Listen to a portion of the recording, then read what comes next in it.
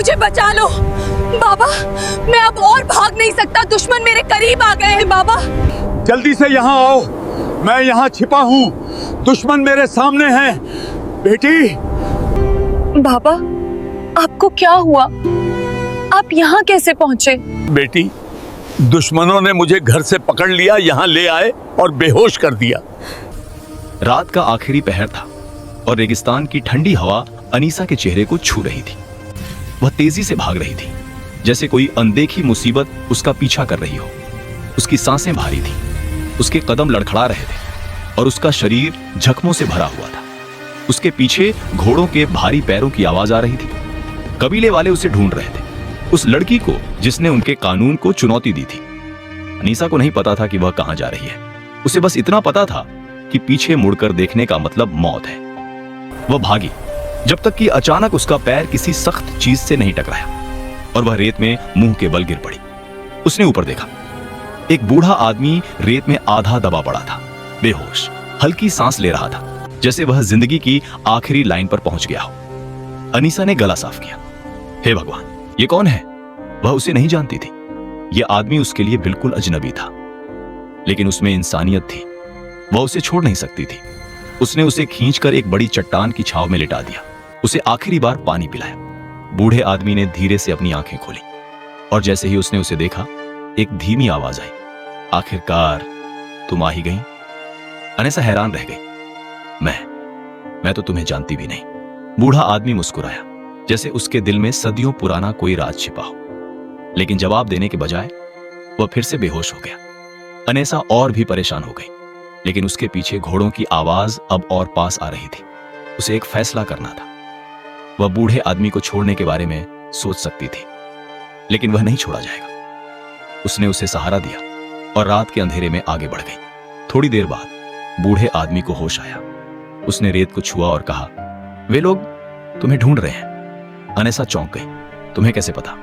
बूढ़े आदमी ने सिर्फ एक शब्द कहा, वादा। फिर सन्नाटा छा गया। रास्ता लंबा था। अनीसा खुद घायल, भूखी और प्यासी थी, लेकिन वह बूढ़े आदमी का हाथ पकड़े चलती रही। रात की हवाओं ने उसे हिम्मत दी और वह सुबह तक चलती रही। अगली सुबह रेत पर घोड़ों के ताजे निशान थे। दुश्मन करीब आ गया था। बूढ़े आदमी ने उसे रोका और कहा, अगर तुम्हें कोई कारवां दिखे तो छिप जाना, वे लोग तुम्हारे दुश्मन हैं। अनीसा ने देखा, दूर से एक कारवां गुजर रहा था। झंडे लहरा रहे थे। उन झंडों पर वही निशान थे जो बचपन से उसके पेंडेंट पर थे। उसका दिल पिघल गया। ये लोग कौन हैं और मेरा उनसे क्या रिश्ता है? बूढ़े आदमी ने कुछ नहीं कहा।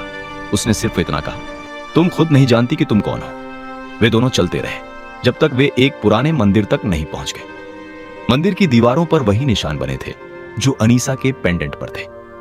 ये निशान मेरे परिवार के हैं। बूढ़े आदमी ने सिर हिलाया। हां, लेकिन तुम्हारी असली पहचान अभी पता चलनी बाकी है। वह वहां ज्यादा देर नहीं रुका। दुश्मन पीछे ही था। रात में एक भयानक रेतीला तूफान आया। दोनों एक घाटी में गिर गए। घाटी गहरी, खतरनाक थी, लेकिन इसने उन्हें दुश्मन से बचा लिया। लेकिन अगली सुबह बूढ़ा आदमी खड़ा नहीं हो पा रहा था। उसने कहा, अनीसा, अगर तुम मुझे छोड़ दोगी तो बच जाओगी। अनीसा के आंसू बह निकले। मैंने तुम्हें अपनी मर्जी से नहीं पाला। मैं अब तुम्हें नहीं छोड़ सकती। वह उसे सहारा देती रही जब तक वे दोनों सहरे नूर नाम के छिपे हुए शहर में नहीं पहुंच गए। यह शहर गुफाओं में बना था। यहां बहुत कम लोग रहते थे, लेकिन जैसे ही वे शहर में घुसे, बूढ़े आदमी की सांसें उखड़ने लगी। बाबा, नहीं, उठो। बूढ़े आदमी ने कांपते हुए हाथ से उसका हाथ पकड़ लिया। तुमने पूछा है ना, मैं तुम्हें कैसे जानता हूं? क्योंकि मैं तुम्हारी मां का प्रोटेक्टर था। तुम रॉयल फैमिली के आखिरी वारिस हो। जफर ने सबको मार डाला। मैंने तुम्हें बचाने का वादा किया था और मैंने अपना वादा निभाया। ये उसके आखिरी शब्द थे। सालिक, उसका नाम सालिक था। उसका टीचर, उसका प्रोटेक्टर, उसकी आखिरी उम्मीद मर चुका था। अनीसा की दुनिया रुक सी गई थी। उसने उसे रेगिस्तान के बीच में एक खूबसूरत जगह पर दफना दिया। पहली बार उसे लगा कि वह सच में अकेली है। उसी रात दुश्मन फिर से आया। ट्राइब सालिक को भी सजा देना चाहता था। अनीसा रेत के तूफान में छिप गई और दुश्मन से खुद को बचाया। चलते चलते वह एक नई घाटी में पहुंची वह घाटी जिसे लोग अनमार्क्ड घाटी कहते थे। यहां रेत धोखा दे रही थी। एक गलत कदम ने उसे नीचे गिरा दिया। वह एक गुफा में गिर गई, जिसके अंदर एक पुराना टूटता हुआ शहर था, जिसकी दीवारों पर लिखावटें, टूटे हुए खंभे और ज्ञान के खजाने थे। वहां उसकी मुलाकात जहरा से हुई, एक बूढ़ी औरत जिसकी आंखों में रोशनी थी। जहरा शहर की आखिरी वारिस थी। अगर तुम यहां आई हो तो तुम्हें भगवान ने चुना है। जहरा ने उसे सिखाया, रेत को पढ़ना, खतरे को भांपना, अपनी आत्मा की सुनना। हफ्ते, शायद महीने बीत गए। अनीसा बदल गई, बहादुर, समझदार, मजबूत, रेगिस्तान की बेटी बनने के लिए। फिर रात हुई जब कबीला बिना निशान वाली घाटी में पहुंचा। सरदार चिल्ला रहा था, वह लड़की हमारी रानी है। अनीसा अब भाग नहीं रही थी। उसने रेत को अपना साथी बना लिया। रेत के तूफान उठे, आवाजें गूंजी, रास्ते बदले।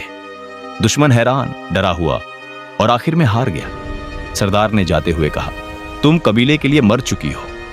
अनीसा ने कहा, मैं मरी नहीं, मैं तो पैदा हुई थी। जब वह गुफा में लौटी तो जहरा जा चुकी थी। उसने सिर्फ एक मैसेज छोड़ा, जो सफर डर से शुरू होता है वह ताकत पर खत्म होता है।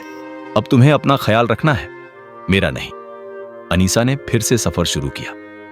इस बार वह लड़की नहीं थी, रेगिस्तान की वारिस। आखिरकार वह एक ऐसी बस्ती में पहुंची जहां लोग उसकी बात सुनते थे, उससे सीखते थे। वह वहां रहती थी, यात्रियों के लिए गाइड बन गई। लोग उसे रेगिस्तान की बेटी कहते थे। रात में वह तारों को देखती, खोजने वाले को महसूस करती, जहरा की ताकत को याद करती और धीरे से कहती, मुझे अपना रास्ता मिल गया है और रेगिस्तान अब मेरा घर है। और इस तरह एक अजीब बूढ़े आदमी और एक भागती हुई लड़की की मुलाकात ने एक ऐसी कहानी बनाई जो रेगिस्तान में आखिर तक जिंदा रहेगी। रेगिस्तान का सफर और भी खतरनाक और मुश्किल हो गया था। आयला अब पहले जैसी मासूम और डरी हुई लड़की नहीं रही थी। हर कदम पर वह बूढ़े आदमी भा रहीम को बचाने के लिए सावधान थी, लेकिन उसके दिल में एक बड़ा सवाल भी उठता था, मैं इस बूढ़े आदमी की जिंदगी में क्यों आई?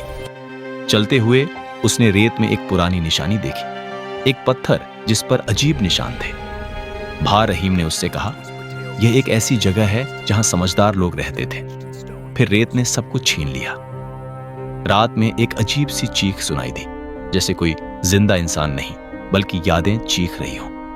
आयला कांप गई। भा रहीम ने उसे दिलासा दिया, यह जिंदा नहीं है, यह रेगिस्तान की गूंज है, डरो मत। रात बीत गई और सुबह हुई और वे एक टूटे हुए टेंट के पास पहुंचे। भा रहीम ने कहा कि यही वह जगह है जहां उसने अपनी पूरी जिंदगी बर्बाद कर दी थी।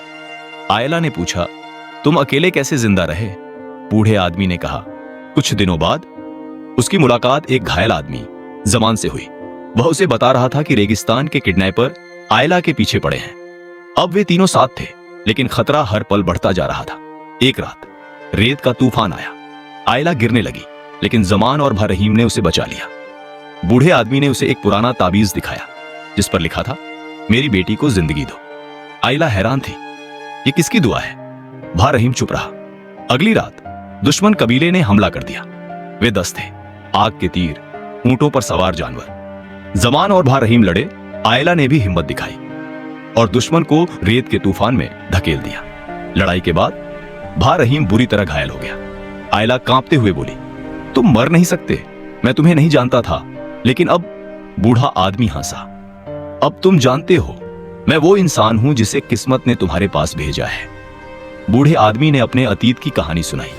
उसकी बेटी की मौत के बाद उसकी जिंदगी खाली हो गई थी और किस्मत ने उसकी जगह आयला को जिंदगी देने के लिए भेजा। आयला पहली बार रोई और समझ गई कि वह सिर्फ एक लड़की नहीं थी, बल्कि एक मकसद से आई थी। अगली सुबह वे शहर के लिए निकल पड़े। रास्ते में रेत के तूफान के बावजूद आयला ने बूढ़े आदमी का हाथ पकड़ा और कहा, आप मेरे पिता हैं, रेत के नहीं बल्कि जिंदगी के पिता। जमान भी करीब था और वह समझ गया था कि आयला सिर्फ एक लड़की नहीं थी, बल्कि रेत और किस्मत ने इस काम के लिए उसे चुना था। रेगिस्तान के किनारे वे तीनों एक छोटे से गांव में पहुंचे, जहां लोग उनकी कहानी सुनकर हैरान रह गए। आयला अब सिर्फ एक लड़की नहीं थी, बल्कि रेगिस्तान की वारिस और रक्षक थी। रात में वह तारों को देखती, सीकर यानी भाई रहीम को याद करती, जमान की दोस्ती को याद करती और धीरे से कहती, मुझे अपना रास्ता मिल गया है और रेगिस्तान अब मेरा घर है। सौबा रेगिस्तान के रहस्यों, खतरों और राजों के बीच खत्म हुआ, लेकिन असल में यह तो बस शुरुआत थी, एक नई जिंदगी, नए दुश्मनों और एक नई किस्मत की।